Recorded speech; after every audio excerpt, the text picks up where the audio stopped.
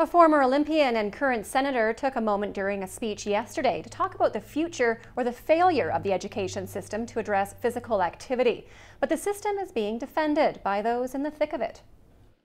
Senator Nancy Green-Rain spoke at the Natural Resource Forum, but took a moment during the course of that speech to talk about the lack of phys ed in schools today.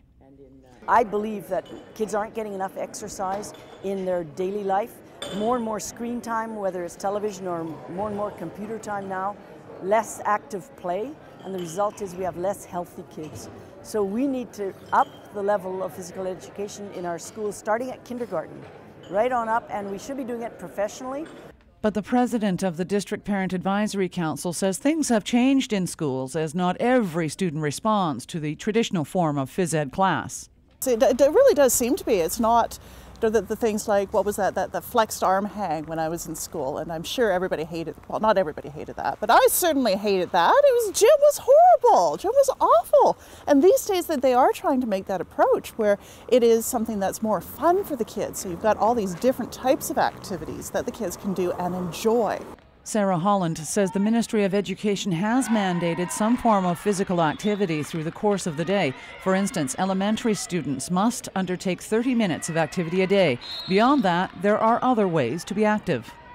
That takes a lot of different approaches in different schools. I know that in some schools, in some classes, it's been just jumping jacks for 10 minutes 3 times a day.